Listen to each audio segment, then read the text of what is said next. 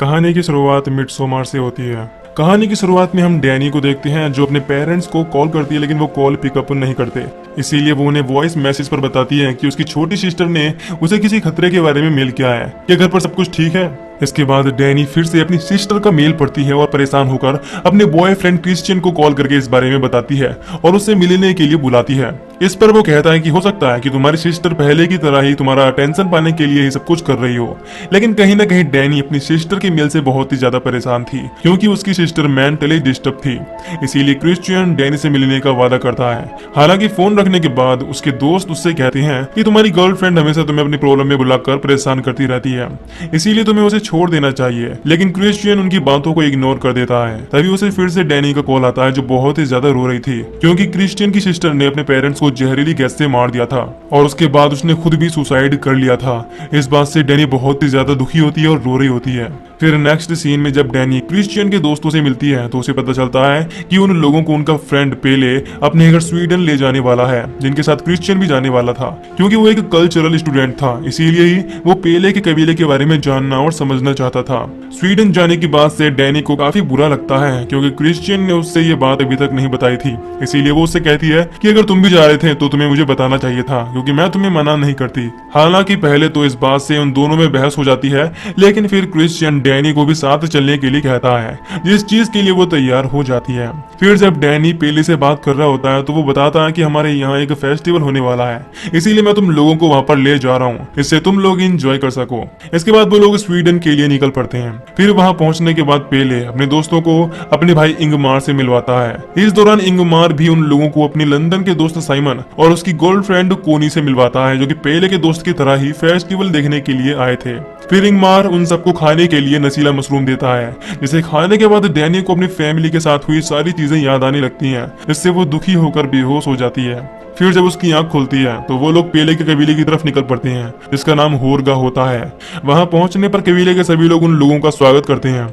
फिर वो लोग देखती हैं कि कबीले के सभी लोग हर काम को एक साथ मिलकर इस तरह से करते हैं जैसे वो एक ही फैमिली के हों। इस दौरान सब लोग मिलकर आने वाले फेस्टिवल की तैयारी कर रहे थे, जिसे वो पिछले 90 सालों से मनाते आ रहे हैं। फिर जब सब लोग एंजॉय कर रहे होते हैं तो पेले डैनी के साथ अकेले होने पर उसे गिफ्ट में उसका बनाया हुआ स्केच देता है, जो कि बहुत ही सुंदर था, जिसे देखकर डैनी बहुत ही ज्यादा खुश होती है क्योंकि उसका बर्थडे क्रिश्चियन को भी याद नहीं था। इसके बाद पेले उन सभी लोगों को सोने के लिए जगह दिखाता है और बताता है कि 36 साल तक लोग यहीं पर सोते हैं। इसके बाद उन्हें लेबर रूम में भेज दिया जाता है क्योंकि यहाँ के लोग एक इंसान के जीवन को मौसम की तरह देखते हैं, इसीलिए बचपन से 18 साल तक बचपन यानी बसंत ऋतु मानते हैं। उसके बाद 36 साल तक ग्रीष्म ऋतु होती है, जिसमें हम लोग घर छोड़कर जाते हैं। फिर 54 साल तक काम करने का वक्त माना जाता है, जिसे हम लोग शरद ऋतु मानते हैं। इसके बाद 72 साल तक वो इंसान एक उपदेशक की तरह माना जाता है, जो लोगों को सही रास्ता दिखाता है। ये सुनकर वहाँ मौजूद डैनी पूछती है कि 72 साल के बाद उस इंसान का क्या होता है। इस पर पेले हंसते हुए इशारा करता है कि उसे मार दिया जाता है। इससे डैनी इस बात को मजाक समझती है। फिर क्रिश्चियन डैनी को बर्थडे विश करता है और उसका बर्थडे भूलने के लिए सॉरी बोलता है। इसके बाद नेक्स्ट सीन में जब सब लोग सोने की तैयारी कर रहे होते हैं तो पेले बताता है कि कल हमारे त्योहार का पहला दिन है, इसे अतीश तोपन कहते हैं। ये सुनकर सब लोग इस बारे में पूछने लगते हैं। इस पर वो कहता है कि ये चीज समझाना काफी मुश्किल है, इसीलिए तुम लोग देखोगे तो ज्यादा अच्छे से समझ पाओगे। हालांकि क्रिश्चियन फेस्टिवल के बारे में ऑनलाइन सर्च करने की कोशिश करता है, लेकिन वहां पर नेटवर्क न होने की वजह से वो ऐसा नहीं कर पाता। फिर अगले दिन जब सब लोग खाने के लिए इकट्ठा होते हैं तो सीक्रेट टेम्पल से उनके साथ खाने के लिए एक सीनियर सिटीजन का कपल आता है, जिनकी एज 72 साल पूरी हो चुकी थी। फिर खाना खाने के बाद उन दोनों को ही पहाड़ की चोटी पर ले जाया जाता है, जिनमें से बूढ़ी औरत वहां से कूद कर अपनी जान दे देती है।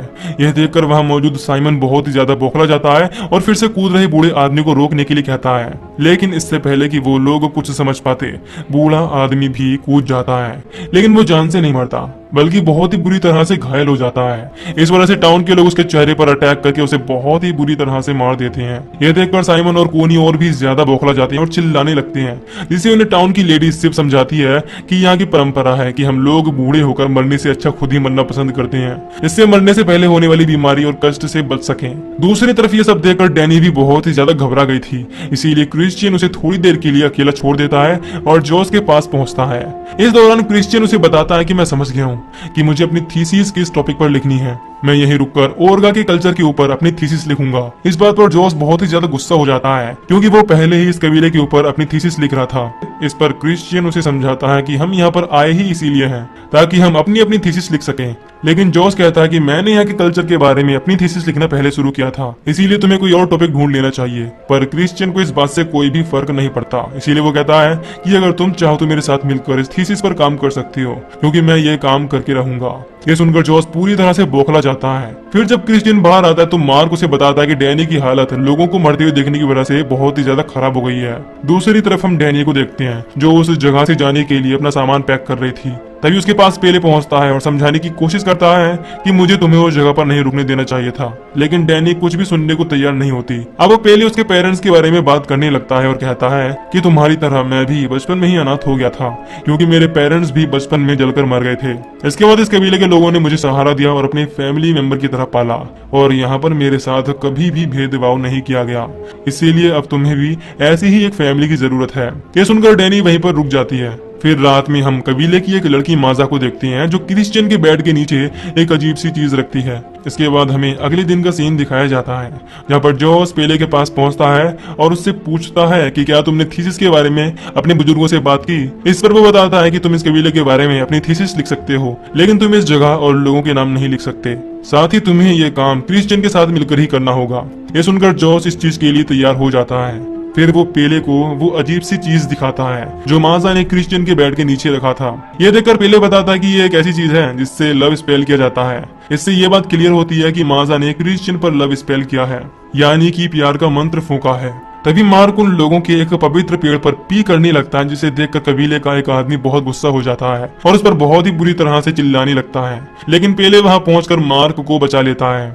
फिर हम कोनी को देखते हैं जो साइमन के साथ कबीले से जाने के लिए अपना सामान लेकर आती है। तभी कबीले का एक आदमी उसके पास पहुंचता है और उसे बताता है कि साइमन को रेलवे स्टेशन छोड़ दिया गया है, और क्योंकि उस गाड़ी में एक ही आदमी की जगह थी, इसीलिए साइमन को छोड़ने के बाद ड्राइवर गाड़ी लेकर वापस आएगा और तुम्हें भी स्टेशन छोड़ देगा। ये बात कोनी को काफी अजीब लगती है क्योंकि साइमन उसे कभी भी अकेला नहीं छोड़ता था, इसीलिए उस पर बहुत गुस्सा हो जाती है। फिर जब सब लोग लंच कर रहे होते हैं तो डैनी कोनी को वहां ना देखकर काफी परेशान होती है और सब लोगों से इस बारे में पूछने लगती है। अब एक कबीले वाला बताता कि साइमन ने कॉल करके उससे बात की, जिससे उनके बीच सब ठीक हो गया है और मैं उसे स्टेशन छोड़ आया हूँ। इसके बाद मार्क के पास टाउन की एक लेडी आती है और उससे अपने साथ चलने के लिए कहती है, जिससे मार्क काफी खुश होता है और उसके साथ चला जाता है। नेक्स्ट सीन में हम देखते हैं कि सबके सोने के बाद जॉश कबीले की पवित्र किताब की फोटो लेने के लिए चुपचाप लाइब्रेरी में पहुंचता है। तभी वहां पर कोई मार्क के चेहरे का मास्क पहनकर आ जाता है, जिससे पता चलता है कि मार्क को मार दिया गया है। फिर वो मास्क वाला आदमी जॉश पर अटैक करके उसे भी मार देता है। इसके बाद अगले दिन लंच में सभी लोगों को बताया जाता है कि कबीले की पवित्र किताब गायब हो गई है, और क्योंकि सभी लोगों को जोश पर शक था, इसीलिए क्रिश्चियन से उसके बारे में पूछा जाता है, लेकिन उसे इस बारे में कुछ भी पता नहीं होता। तभी कबीले का एक आदमी बताता है कि मार्क भी जोश के साथ ही गायब है। ये सुनकर क्रिश्चियन को लगता है कि मार्क और जोश कबीले की पवित्र किताब चोरी करके भाग गए हैं। इसके बाद डैनी को कबीले की बाकी लड़कियों के साथ जाने के लिए कहा जाता है और क्रिश्चियन को बताया जाता है कि सिव उससे कुछ बात करने के लिए उसका इंतजार कर रही है। फिर नेक्स्ट सीन में हम देखते हैं कि रानी बनने की कंपटीशन में डैनी भी भाग लेती है, जिसमें पहले सभी लड़कियों को एक नशीला ड्रिंक पिलाया जाता है। इसके बाद वो सब मिलकर तब तक डांस करती हैं जब तक सभी लड़कियां बेहोश न हो जाएं। इस दौरान जो लड़की अंत तक बची रहती है वो रानी बनती है। ये जानने के बाद डैनी के साथ साथ टाउन की सभी लड़कियां डांस करने लगती हैं।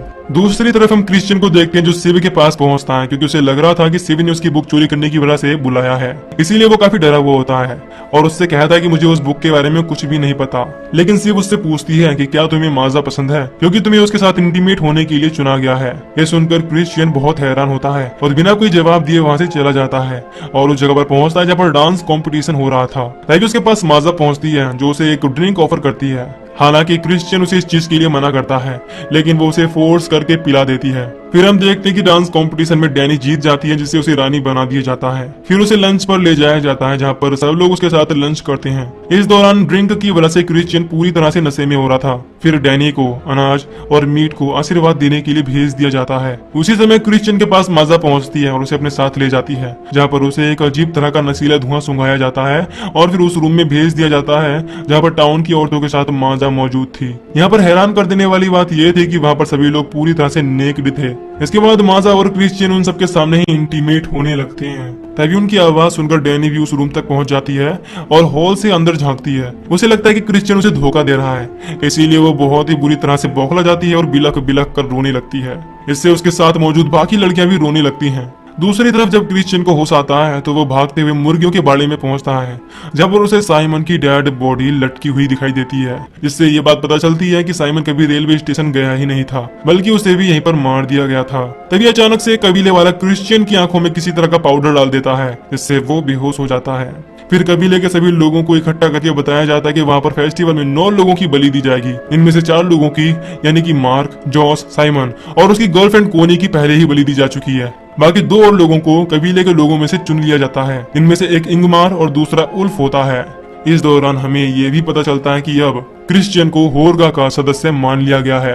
इसके बाद एक आदमी को नाम लिखी हुई बॉल के थ्रू चुना जाता है और आखिरी बचे हुए आदमी को चुनने के लिए रानी यानी कि डैनी को कहा जाता है। और क्योंकि डैनी क्रिश्चियन पर बहुत ही ज्यादा गुस्सा थी, इसीलिए वो उसे ही चुनती है। फिर सभी बलि के लिए चुने गए लोगों को सीक्रेट टेंपल में ले जाया जाता है। इस दौरान क्रिश्चियन को ले जाने से पहले भालू की खाल के अंदर डाल दिया जाता है और फिर टेंपल में ले जाकर वहां पर आग लगा दी जाती है। इससे देखते ही देखते उल्फ और इंगमार भी जलकर बहुत ही बुरी तरह से मारे जाते हैं।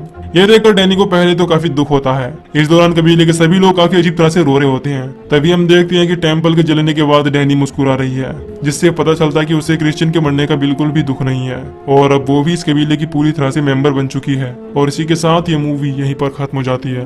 तो दोस्तों, अगर आपको इस मूवी की एक्सप्लेनेशन पसंद आई हो तो वीडियो को लाइक और चैनल को सब्सक्राइब कर